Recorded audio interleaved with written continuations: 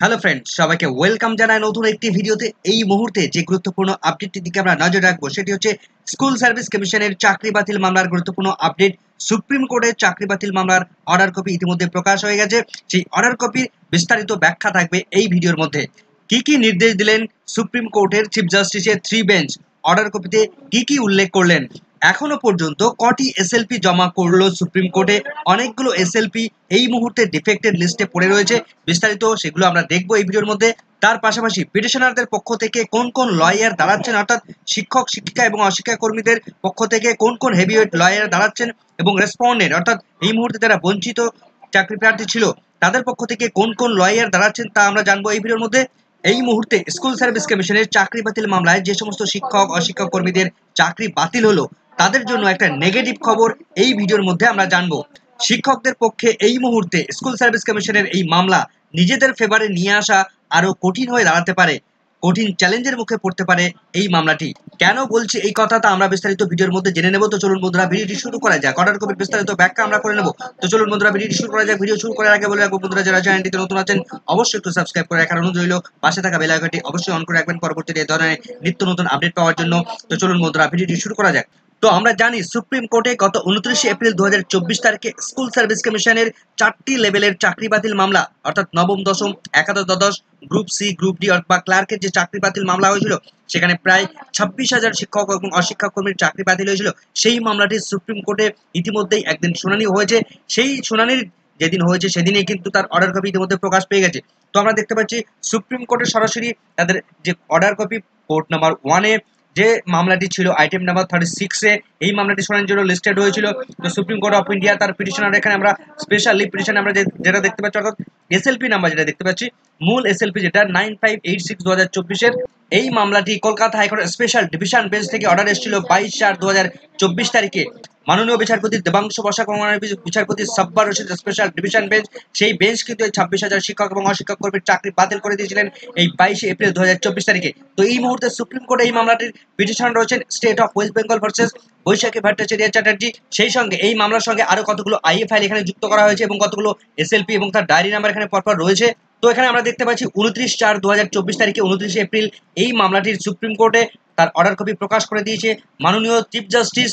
তার 3 বেঞ্চ, 3জন মাননীয় বিচারপতি, এখানে আমরা দেখতে পাচ্ছি চিফ জাস্টিস ডিওয়াই চন্দ্রচূড় মহাশয়, জেবি পার্ডিওয়াল মহাশয়, অন্যদিকে মনোজ শর্মা মহাশয়, এই 3জনের 3 জাজ যে বেঞ্চ, সেই বেঞ্চ কিন্তু সুপ্রিম কোর্টে তার ইতিমধ্যে বিস্তারিত শুনানি করিয়েছেন। এবার আমরা দেখব পিটিশনারদের পক্ষ থেকে, অর্থাৎ স্কুল সার্ভিস কমিশনের পক্ষ থেকে বা স্টেটের পক্ষ থেকে বা শিক্ষক এবং অশিক্ষক কর্মীদের পক্ষ থেকে যারা যারা যে সমস্ত হেভিওয়েট লয়াররা কথা বলছিলেন তাদের লিস্টগুলো কিন্তু পরপর এখানে রয়েছে।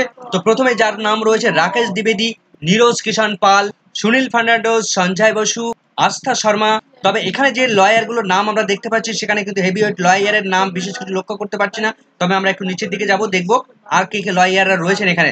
তো আমরা যেটা দেখতে পাচ্ছি, দেখুন আরো অনেকগুলো লয়ার কিন্তু স্কুল সার্ভিস কমিশনের পক্ষ থেকে বা শিক্ষক শিক্ষিকাদের পক্ষ থেকে তারা এখানে লড়ছেন। তো এত এত লয়ার, তারা কিন্তু সবাই কথা বলবেন।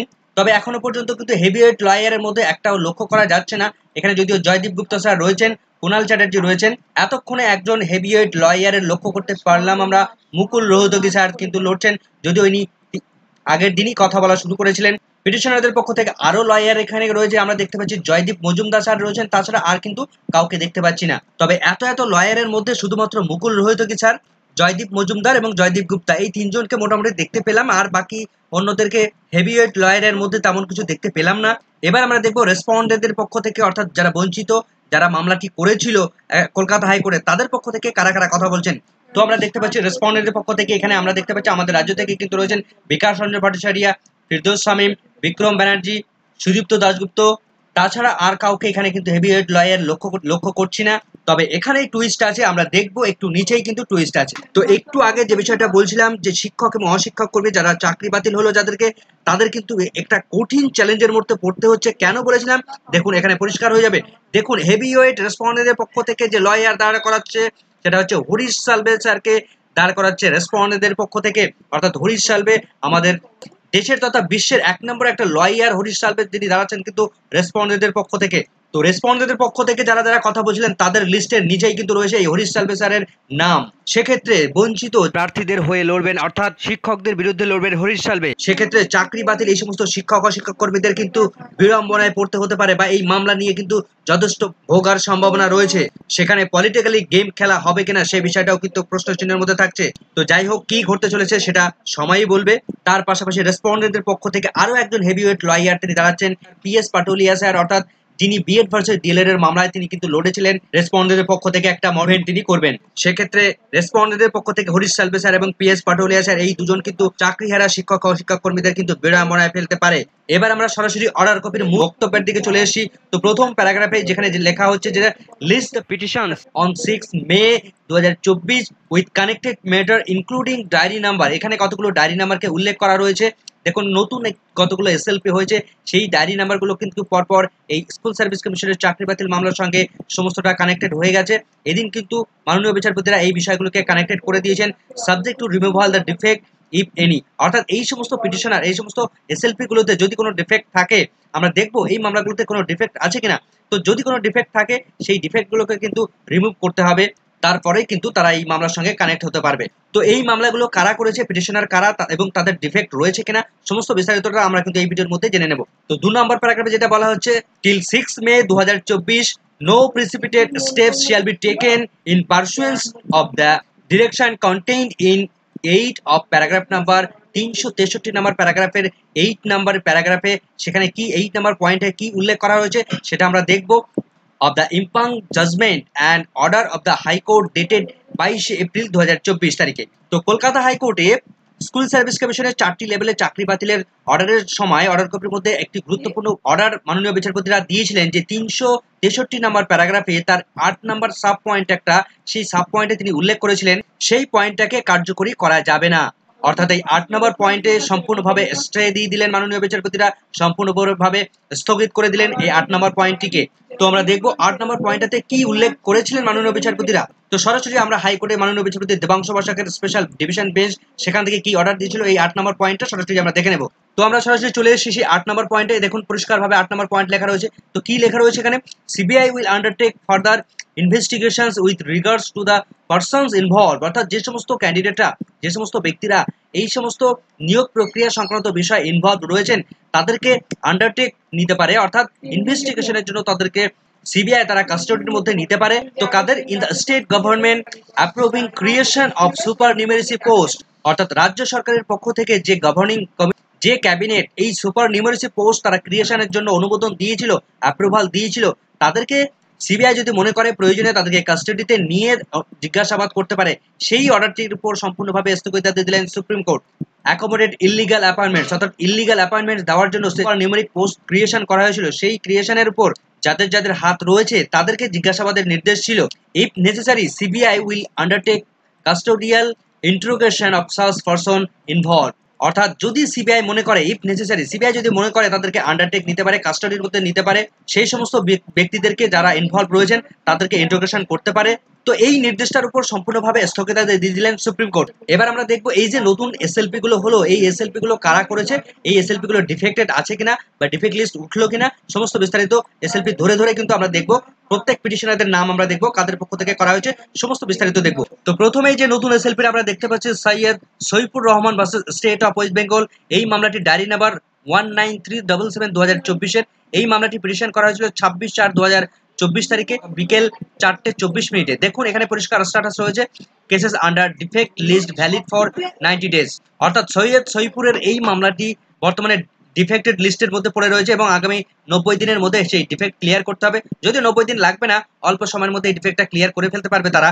এবার 2 নম্বর যে মামলাটির ক্ষেত্রে এসেছি আমরা, এসএলপিতে এসেছি আমরা চন্দ্রকান্ত মন্ডল ভার্সেস সন্দীপ প্রসাদ। এই যে সেকেন্ড যে এসএলপিটা হয়েছে তার ডায়েরি নাম্বার 19607 2024 এই মামলাটি 27 এপ্রিল 2024 তারিখে রাত 10টার সময় 10:02 কিন্তু এই রেজিস্ট্রেশন হয়েছে।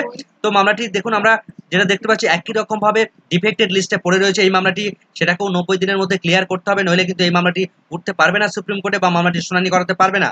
3 নম্বর যে মামলাটির ক্ষেত্রে দেখবো আমরা, পিটিশনার রয়েছেন সঞ্জয় কীর্তনিয়া ভার্সেস সাবিনা ইয়াসমিন, যার ডায়েরি নাম্বার ছিল 19535 2024। এই মামলাটিও কিন্তু ডিফেক্টেড লিস্টে পড়ে রয়েছে এবং আগামী 90 দিনের মধ্যে এই ডিফেক্ট লিস্টটা করতে হবে ক্লিয়ার। এবং সেটা এই মামলাটি এসএলপি দেখুন হয়েছে 27/4/2024 তারিখ দুপুর 1:31 4 নম্বরে যে মামলাটি আমরা দেখতে পাচ্ছি উত্তম কুমার সর্দার ভার্সেস সাবিনা ইয়াসমিন, এই মামলাটির ডায়েরি নাম্বার 19653/2024 এই মামলাটি কিন্তু করা হয়েছিল 28/4/2024 তারিখে সন্ধ্যা 8:07 এই মামলাটি সুপ্রিম কোর্টে তোলা হয়েছিল। এই মামলাটি কিন্তু ডিফেক্টেড লিস্টে পড়ে রয়েছে, আগামী 90 দিনের মধ্যে এটাকে ক্লিয়ার করতে হবে। 5 নম্বর যে মামলাটি রয়েছে বিকাশ পাল ভার্সেস সন্দীপ প্রসাদ, এই মামলাটির ডায়েরি নাম্বার আমরা দেখতে পাচ্ছি 19665/2024 এই মামলাটি করা হয়েছে 28 তারিখ রাত 11:41 এই মামলাটি কিন্তু করা হয়েছিল। মামলাটি বর্তমানে পেন্ডিং অবস্থা রয়েছে, মামলাটি কোনো রকম ডিফেক্ট এখানে লক্ষ্য করতে পারছি না। আপাততভাবে এই মামলাটি কিন্তু ডিফেক্ট ক্লিয়ার করতে পেরেছে। এবার 6 নম্বরে যে মামলাটি আমরা দেখতে পাচ্ছি অমিত দাস ভার্সেস লক্ষ্মী টুঙ্গা, যে মামলাটির ডায়েরি নাম্বার আমরা দেখতে পাচ্ছি 19668/2024 এই মামলাটি করা হয়েছে 29/4/2024 তারিখে রাত 12:05 এই মামলাটি কিন্তু ডিফেক্টেড লিস্টে পড়ে রয়েছে, 90 দিনের মধ্যে এটাকে ক্লিয়ার করতে হবে। 7 নম্বরে যে মামলাটি আমরা দেখতে পাচ্ছি এসএলপি করা হয়েছে অচিন্ত কুমার মন্ডল ভার্সেস লক্ষ্মী টুঙ্গা, যার ডায়েরি নাম্বার আমরা দেখতে পাচ্ছি 19556/2024 এই মামলাটি কিন্তু করা হয়েছিল 27/4/2024 তারিখে বিকেল 3:58 করা হয়েছে। মামলাটি পেন্ডিং অবস্থা রয়েছে, মামলাটি কোনো ডিফেক্টেড লিস্টে নেই। 9 নম্বরে আমরা যেটা দেখতে পাচ্ছি রূপক চাঁদ ভার্সেস ববিতা সরকার, এই মামলাটি ডায়েরি নাম্বার 19664/2024 যে ববিতা সরকার হয়তো চাকরি বাতিলের সময় বিভিন্ন সময় খবরের শিরোনামে এসেছিল সেই ববিতা সরকার হতে পারে। তো এই মামলাটি ফাইল করা হয়েছিল 28/4/2024 তারিখে রাত 11:35 এই মামলাটি কিন্তু ডিফেক্টেড লিস্টে পড়ে আছে। 9 নম্বরে যে মামলাটি এসএলপি করা হয়েছে Braja Dulal Giri versus state of West Bengal, diary number আমরা দেখতে পাচ্ছি 19482/2024 মামলাটি ফাইল করা হয়েছে 27/4/2024 তারিখে। এখানে দেখতে পাচ্ছি রাত 1:25 এই মামলাটি কিন্তু ডিফেক্টেড লিস্টে পড়ে রয়েছে। এই মামলাটি এখনো পর্যন্ত কোনো রকম এসএলপি নাম্বার পড়েনি, ডিটেলস কিন্তু এখনো পর্যন্ত শো করছে না কিছু।